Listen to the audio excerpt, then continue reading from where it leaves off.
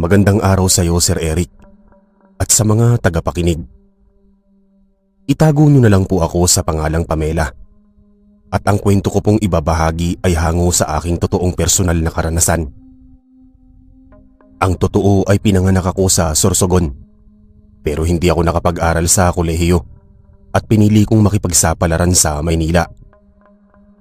Mabuti na lamang at naging maganda ang kapalaran ko nang matanggap ako sa isang pabrika na gumagawa ng mga tela. Kasama ko ang pamilya ko sa lungsod at kahit paano ay sumasapat naman ang sinasahod ko sa pang-araw-araw naming gastusin. Hindi nagtagal at may bago akong nakatrabaho na itago na lamang natin sa pangalang Romulo. Hindi niya tunay na pangalan. Mabait siya, gwapo at maginoo, kaya kahit sinong katrabaho namin ay humahanga sa kanya. Halos hindi nagkakalayo ang edad namin at talagang palakaibigan siya. Kaya naman unti-unting naging malapit kami sa isa't isa. At makalipas ang ilang linggo ay nagkapalagayan kami ng loob. Hindi naman kasi mahirap mahulog kay Romulo at isa pa, araw-araw kaming nagkikita at nagkakasama sa trabaho. Kung ano-ano pang binibigay niyang pagkain sa akin kaya naman noong magdesisyon siyang manligaw sa akin ay hindi ko na siya pinahirapan. Dumaan lamang ang ilang buwan at naging magkasintahan kami. Pabor naman sa pamilya ko si Romulo dahil napakasipag at napakatyaga niyang manligaw. Tuwing Sabado at Linggo ay pumupunta siya sa bahay para tulungan ako sa mga gawaing bahay at sinasamahan pa niya akong magsimba. Isang araw ay nagyaya siya na isama ako sa kanilang baryo sa Iloilo para na rin maipakilala sa kanyang pamilya at makaranas ng masayang pista. Nalalapit na kasi ang pista sa baryo nila sa Iloilo, kaya naman pinagpaalam niya ako sa aking mga magulang at nasabing sagot niya ang lahat. Pamasahe at pagkain ko papunta namin sa Iloilo. Pumayag naman ang mga magulang ko kaso napakarami nilang bilin kay Romulo, lalong-lalo na ang wag akong pababayaan. Sumunod si Romulo at malaki ang pasasalamat niya na pinayagan ako. Nangako pa siya sa mga magulang ko na hindi sisirain ang tiwala nila sa kanya. Matapos noon ay magkasabay kaming naglib ng ilang araw sa trabaho. Kinabukasan maaga kaming umalis patungo sa kanila at talagang masasabi kong napakahaba at napakalayo ng aming biyahe. Kaya naman noong dumating kami sa bahay nila ay talagang nagsuka ako at nahilo ako ng husto. Mabuti na lamang at may mainit na sabaw na inihanda ang nanay niya. Kaya medyo uminit ang sikmura ko at tumigil ako sa pagsusuka. Kahit paano ay bumuti ang pakiramdam ko. Isang araw bago sumapit ang pista, naglibot-libot kami ni Romulo sa kanilang baryo. Maging sa kabilang sityo para naman mapamilyar ako sa kanilang lugar at maipakilala niya ako sa iba pa niyang mga kamag-anak. Nakarating kami sa bahay ni Tia Asonia at pansin ko na mababait at palabiro ang kanyang mga kamag-anak. Puring-puri pa nila ako sapagkat bukod sa maganda daw ako, ay ramdam nila na mahal ko si Romulo. Natutunan ko na ring pahalagahan at pasalamatan ng mga taong nakakasalamuha ko sa baryo. Napagtanto ko na masayahin at magigiliw ang mga tao. Nakangiti pa silang bumati sa amin. Puwera na lamang sa isang matandang babaeng natanaw ko sa di kalayuan. Direkta siyang nakatingin sa akin at masasamang tingin ang ipinukol niya. Kinilabutan ako at talagang nagtindigan ang mga balahibo ko sa katawan. Umiwas ako ng tingin sa kanya habang nakaakbay sa balikat ko si Romulo. Nagpatuloy kami sa paglalakad hanggang sa may makasalubong kaming dalaga. Napangiti si Romulo at binati ang dalaga. Pagkatapos ay ipinakilala niya sa akin bilang si Kathleen na kanyang kapinsan. Kinausap niya sa wikang Hilagaynon si Kathleen at mukhang mayroon silang seryosong pinag-uusapan. Bahagyang kumalas sa pagkakaakbay sa akin si Romulo at sinabihan akong maghintay na muna sa isang tabi at mag-uusap lamang silang magpinsan. Ngumiti naman ako at tumayo ako sa isang tabi para pagmasdan ng kagandahan ng baryo. Saglit na lumayo sa akin si Romulo at lumapit kay Kathleen. Halos inabot pa ng kalahating minuto silang nag-uusap kaya naman naglakad-lakad na muna ako sa lilong ng punong kahoy. Maya-maya ay may biglang tumapik sa balikat ko. Nagulat ako at mabilis na napalingon. Nakita ko ang matandang babae at bumilis ang tibok ng puso ko. Gusto ko sanang sumigaw pero pinakalma ko na lamang ang sarili ko. Pinagmasdan niya akong mabuti at talagang makapanindig balahibo kung makatingin siya sa akin.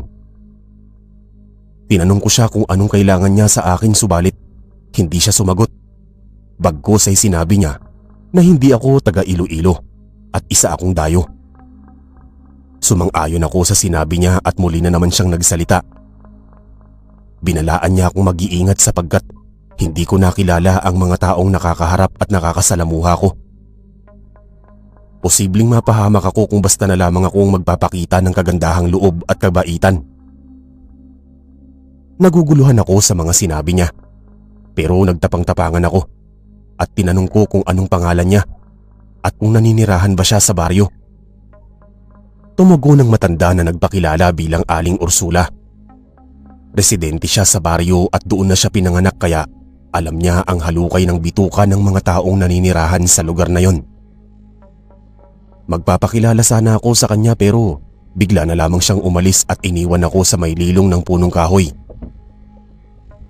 Gusto namang dumating si Romulo at hindi na niya inabutan ng matanda. Ngumiti siya sa akin at humingi ng tawad sa matagal nilang pag-uusap ni Kathleen. Gumanti ako ng ngiti sa kanya at nasabing okay lamang yon. Hindi rin naman ako nainip at sumilong ako sa lilong ng punong kahoy. Pagkatapos naming mag-usap ay nagpatuloy na kami sa paglalakad at naisipan na naming bumalik sa bahay. Pagkadating namin ay pinagmerienda kami ng mga magulang ni Romulo. Kumain pa kami ng pinagsugbo na sobrang tamis.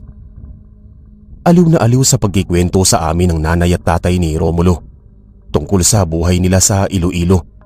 Gayon din ang mga pinagdiriwang tuwing araw ng pista sa kanilang baryo. Hindi naman mahirap pakisamahan ng mga magulang niya dahil sa bukod sa maasikaso sa mga bisita, ay talagang tinuturing na nilang mga kapamilya kahit hindi nila kamag-anak. Medyo napagod ako sa maghapong paggagala kaya naman maaga akong nakatulog noong sumapit ang hating gabi. Kinabukasan, araw ng pista. Maingay sa paligid. May pumarada pa at tumugtog ang banda.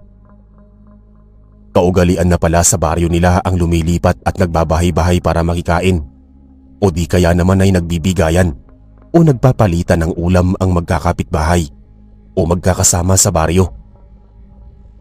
Sumapit ang tanghali, inimbitahan ako ni Romulo na magtungo sa mga bahay-bahay para makikain at makipagkilala sa mga kapitbahay.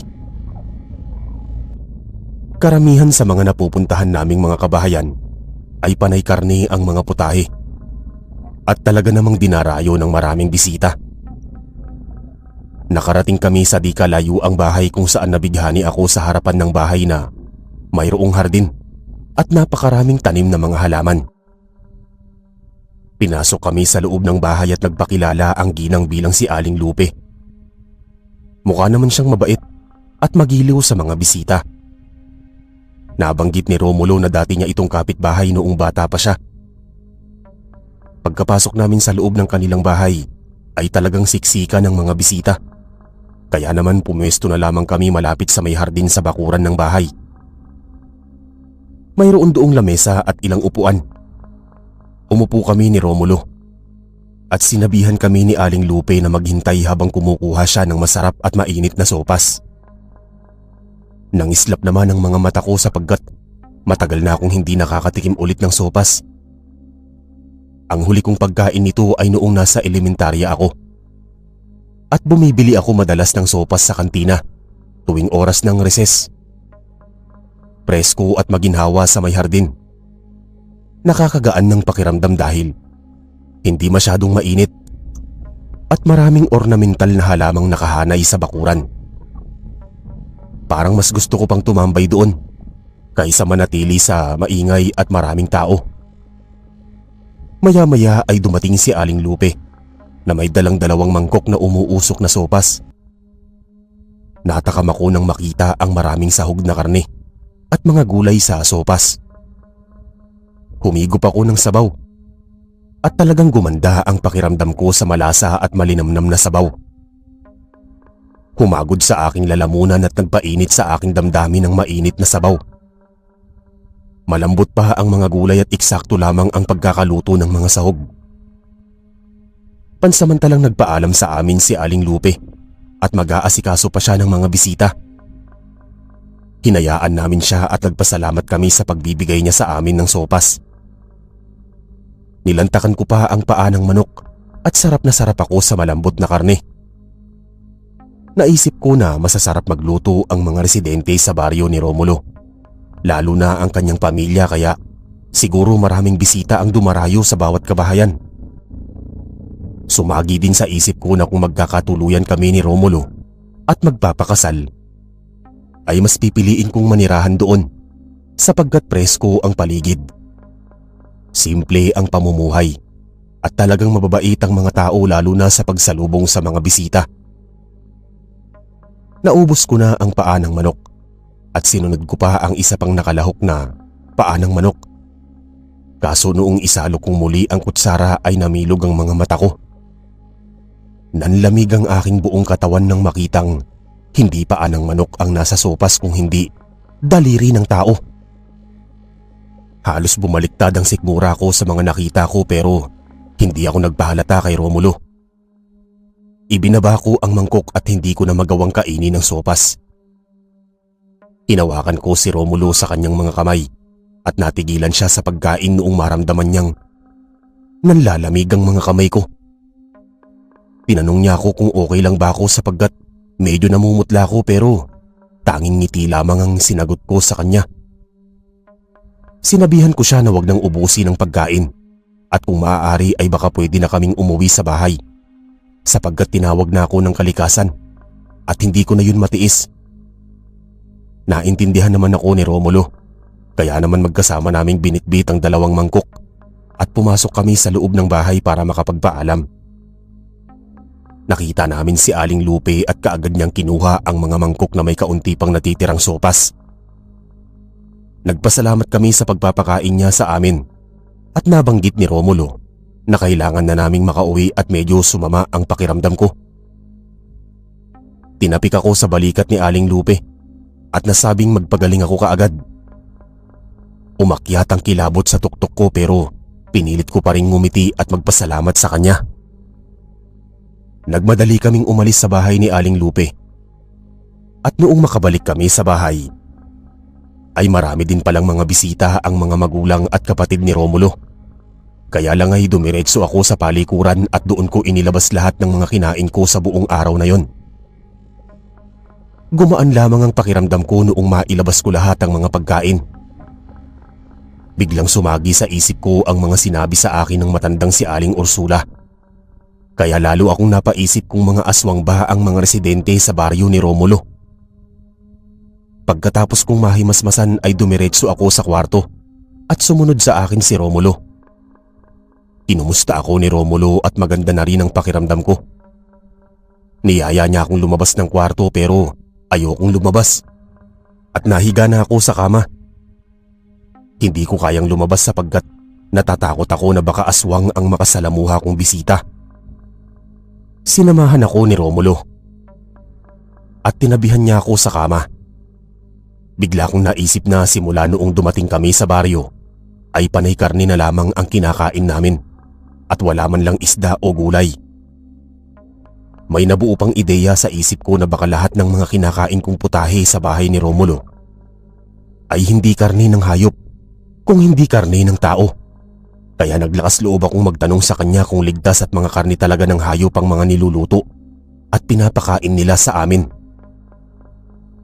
Nagulat si Romulo sa mga tanong ko, pero tumugon siya sa akin na karne ng hayop ang mga niluluto at kinakain namin sa kanilang bahay.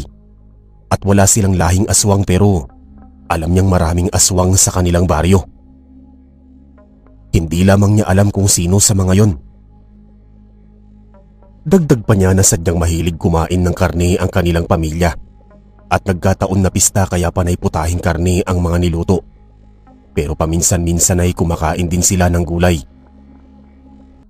Binalingan ako ng tingin ni Romulo at tinanong niya ako kung bakit sumagi sa isip ko na pagkamalan kaming aswang at bakit ganoon na lamang ang takot ko sa mga handang pagkain na isiping hindi yun karne ng hayop. Hindi ko napigilan ang sarili ko na magtapat dahil hindi na makayanan ng konsensya ko. Isiniwalat ko sa kanya na daliri ng tao ang kamuntik ko ng makain sa sopas na ibinigay ni Aling Lupe. Nabanggit ko din sa kanya si Aling Ursula na noong una ay napagkamalan ko ring aswang.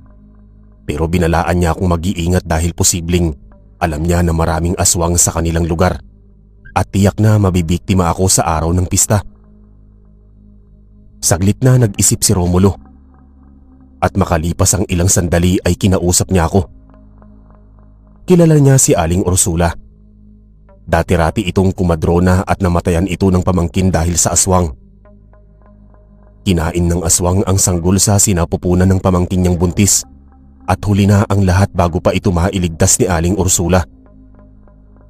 Hindi rin sukat akalain ni Romulo na aswang si Aling Lupe sapagkat matagal na nila itong naging kapitbahay bago ito lumipat ng bahay. Pero may sandali sa buhay nito na nagbakasyon ng pamilya nila sa Cagayan ng isang buwan. At pagbalik ng mga ito ay nagbago ang kanilang pag-uugali. Ito ang simula ng paglipat nila ng bahay at madalas na ring may naririnig silang bali-balita na may gumagalang aswang sa baryo at pumapatay sa mga alagang hayop maging sa mga tao. Sa puntong yun ay lalo na akong nakaramdam ng kakaibang takot. Kaya niyaya ko na si Romulo na bumalik sa Maynila. Pero pinakalma niya ako at pinakiusapan na kung maaari ay sulitin namin ang bakasyon kahit mga 4 na araw. Mag-iingat na lamang kami sa mga tao sa aming paligid at hindi siya makakapayag na hawakan ako o malapitan ng aswang. Nilawakan ko naman ang pangunawa ko at pumayag na ako sa pakiusap niya. Noong bandang paggabi ay medyo kumakalam na ang sikmura ko. Kaya naman lumabas kami ng kwarto at napansin namin na umalis na ang mga bisita. Nagtungo kami sa may kusina at kumuha kami ng kaldereta, pati kanin. Saka kami nagtungo sa may hapagkainan. Maya-maya ay dumating ang mga magulang at kapatid ni Romulo at tinanong nila kami kung bakit hindi kami lumabas noong bandang hapon. Nagkatinginan kami ni Romulo at nabanggit namin sa kanila ang karanasan namin sa bahay ni Aling Lupe. Nangilabot ang pamilya ni Romulo at kahit sila ay hindi rin makapaniwala na aswang si Aling Lupe.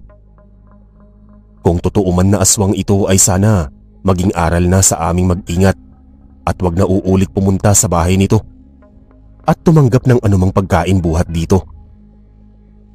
Matapos naming magkwentuhan ay nag-umpisa kami ni Romulo na kumain ng hapunan.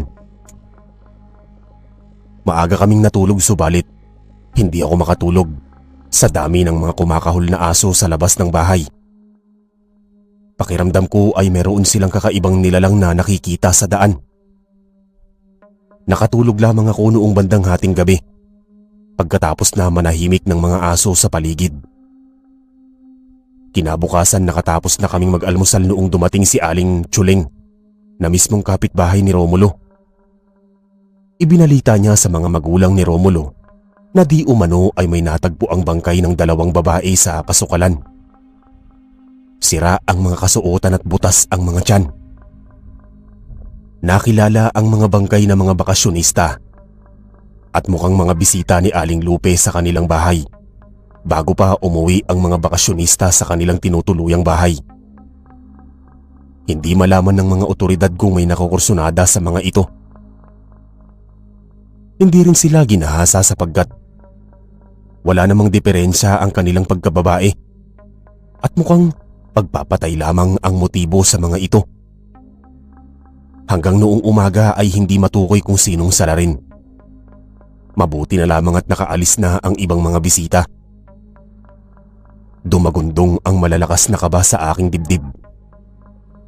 Pakiramdam ko ay may kinalaman si Aling Lupe sa pagpatay sa mga bakasyonista. Naisip ko na kung natagalan kami sa bahay ni Aling Lupe, ay posibleng napatay din kami ng matanda. Ipinanatag ni Romulo ang kalooban ko at wala siyang nabanggit na kahit na ano kay Aling Tsuling, base sa naging karanasan namin sa sopas. Sumapit ang tanghalian at maaga kaming kumain. Naisipan naming mamalengke ni Romulo sa bayan para naman makakain kami ng isda at gulay. Kaya naman nagmadali kaming umalis.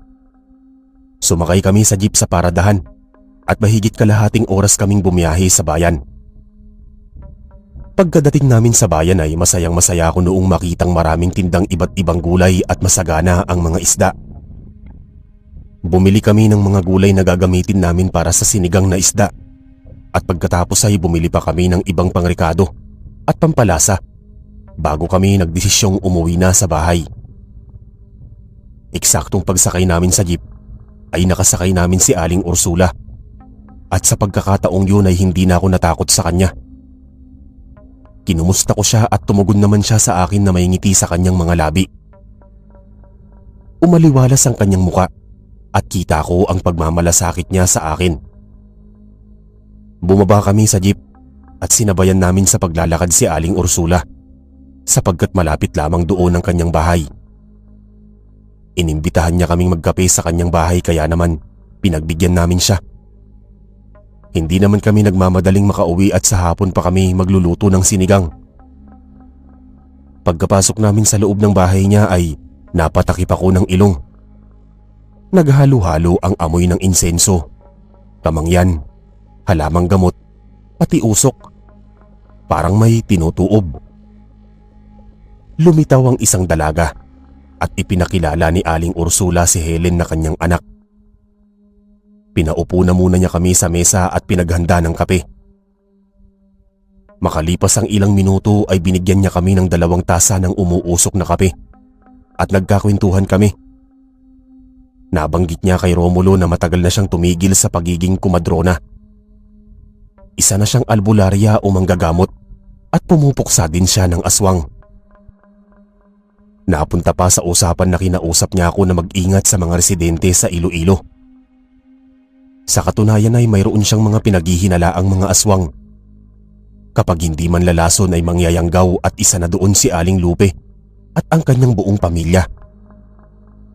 May nakapagsabi sa kanya na may nakakita kay Aling Lupe, pati sa asawa nito at panganay na anak na nag-anyong baboy at sumiksik sa silong ng bahay ng isang buntis sa may gawing gulod. Natagpuan ang bangkay ng buntis sa kinaumagahan na wakwak ang tiyan at wala na ang sanggol sa sinapupunan. Sigurado ni Aling Ursula na si Aling Lupe at ang asawa't anak nito ang kumain sa sanggol. Hindi lamang niya natsimpuhan itong nagpapalit ng anyo, pero may ilan siyang mga kapitbahay na gustong na ring ipetisyon ng pamilya ni Aling Lupe na umalis sa baryo dahil alam nila na mga aswang ang mga ito, subalit wala silang lakas ng loob sa takot na baka sila ang balingan at patayin ng mga ito. Kaya sinabihan kami ni Aling Ursula na kung maaari ay iwasan namin si Aling Lupe at huwag kaming tatanggap ng kahit na ano maging tulong buhat dito dahil sigurado siyang malagim na kapalit ang hihingiin nito sa amin. Tumayo si Aling Ursula at may kinuha siya sa kwarto, pagkatapos ay may ibinigay siyang Calvin de Guerra sa akin at botelya ng lana naman kay Romulo. Sinabi niya na proteksyon yun sa aswang at hindi basta makakalapit sa amin si Aling Lupe kapag nakita niya ang mga kagamitang yon. Inubos namin ni Romulo ang kape at pagkatapos ay nagpasalamat kami kay Aling Ursula. Hindi na kami nagtagal at nagpaalam na kami sa kanilang dalawa ni Helen. Lumabas kami ng bahay at naglakad-lakad. Napagkasunduan naming magtungo sa may terminal para doon na mismo sumakay sa jeep.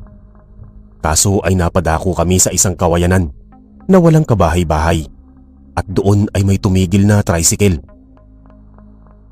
Nagulat kami at mismong sa harapan namin tumigil ang sasakyan. Bumaba mula sa loob ng tricycle si Aling Lupe kasama ang isang babae. Bumati siya sa amin at niyaya kaming sumakay sa tricycle para maisabay kami sa pag-uwi sa aming bahay. Ngumiti kaming magkasintahan at tumanggi kami. Nagpasalamat na lamang kami sa kanilang alok at nasabing sasakay na lang kami sa jeep sa may terminal, subalit mapilit si Aling Lupe at hinarang pa talaga kami at hindi kami binigyan ng pagkakataong tumakas. Lumabas mula sa loob ng sasakyan ang dalaga, pati na rin ang driver na kawangis ni Aling Lupe, kaya naisip ko na baka anak niya yon. Ngumisi sila at unti-unting nagbago ang mga anyo. Bumangis ang muka, tinubuan ng malalagong mga balahibo, makakapal at malaalambring mga buhok, matutulis na mga namumuting mga pangil. Nagpakita sila ng tunay nilang mga anyo bilang mga aswang at lumundag pa sila, subalit mabilis kumilos si Romulo. Nabuksan niya ang lana at nawisikan sa muka ang dalagang aswang. Umangil ito at napahawak sa kanyang umuusok na muka, samantalang kamuntik na akong dakmain ni Aling Lupe pati ng binatilyong aswang, pero napaatras sila noong makita ang hawak kong kalmindigera. Walang ano-ano ay may naghagis ng nagliliyab na goma sa aming harapan. Tumalon ng pagkataas-taas si Aling Lupe at ang kanyang mga anak pagkakita nila sa goma. Iginala namin ang aming mga paningin at lumitaw sa aming likuran sina Aling Ursula, pati ang anak na si Helen. May hawak silang kahahasang itak at buntot pagi. Umangil na puno ng galit si Aling Lupe habang pinagmamasdan si Aling Ursula. Namangha ako sa aura at katapangan ni Aling Ursula. Halos hindi ko siya makilala ng mga sandaling yon. Binulyawan niya ang mag-anak at pinapili kung ipagpapatuloy nila ang paggambala sa amin ay hindi sila magdadalawang isip na mag-ina na patayin sila o aalis sila at magpapakalayo-layo para ligtas ang kanilang mga buhay. Hindi kaagad nakapagsalita ang mag-anak, pero nanlilisik ang mga mata ni Aling Lupe na nakatingin kay Aling Ursula, kaya napilitan si Helen na iwas-iwas ang buntot pagi ng 2 beses. Naaalarma ang 2 aswang, lalo pat sa kasunod na pagwasiwas ng buntot pagi ay siguradong mahahagip na silang mag-anak. Kaya naman nagsalita na siya at pumayag na sila na ang aalis, basta't ilayo lamang sa harapan nila ang lahat ng mga sandatang panlaban sa aswang. Hinawakan ng dalaga sa kamay si Aling Lupe at hinikayat niyang umalis. Samantala ang lalaki naman ay bumalik sa anyo ng pagiging tao at nagmamadaling sumakay sa tricycle. Pinaandar niya ang makina at noong makasiguro na nakasakay na ang mag-inang aswang, ay sa kanya pinaharurot ang tricycle palabas sa kawayanan. Matapos ang pangyayaring yun ay yumakap ako ng mahigpit kay Romulo at nagpasalamat kami sa pagdating nina Aling Ursula at Helen. Inihatid nila kami sa may sakayan ng jeep at pinayuhan na ingatan ng mga binigay na pangontra sa aswang. Maraming beses pa kaming nagpasalamat at nagpaalam sa mag-ina bago pa umalis ang jeep na sinasakyan namin. Pagbalik namin sa bahay ay ganoon na lang ang pag-aalala sa amin ng pamilya ni Romulo. Balak na sana nila kaming i-report sa mga pulis sapagkat matagal na kaming hindi umuuwi sa bahay. Napansin namin na gabi na pala kami nakauwi at kamuntik pang magkulang ang mga pinamili naming lulutuin. Nagpasalamat kami at walang masamang nangyari sa amin. Lumipas pa ang ilang minuto at sinimulan namin ni Romulo na ilabas lahat ng mga gulay, isda at rikado sa lulutuin naming sinigang na isda.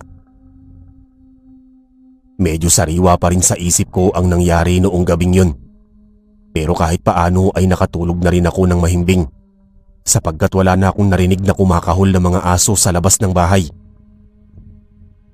Nagtagal pa kami ng ilang araw sa baryo at sa awa ng Diyos ay hindi na nga namin nasumpungan si Aling Lupe, pati ang mga anak niya.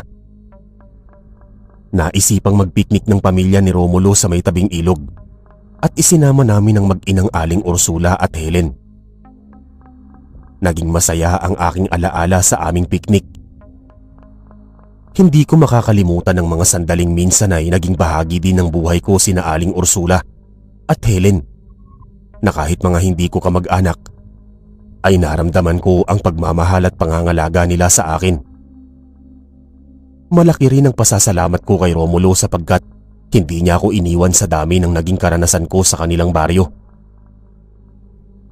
Sumapit ang araw na bumalik kami sa Maynila. Tuwang-tuwa ang pamilya ko na nakabalik kami ng maayos ni Romulo at nakabalik na din kami sa aming trabaho. Ang naging karanasan ko ang nagpatotoo na hindi mo talaga masasabing ligtas ka saan ka man magpunta. Maraming mga manloloko at may balak sa atin ng masama. Kaya naman talagang hindi sa lahat ng bagay ay makakampante tayong magtiwala at gumaan ang loob sa ibang tao.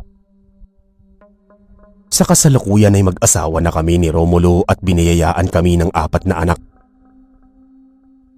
Dito po nagtatapos ang kwento at sana ay naging inspirasyon ito, lalo na sa mga turistang nagtutungo sa iba't ibang lugar. Maraming salamat po sa inyong pakikinig. Magandang araw sa iyo, Sir Eric.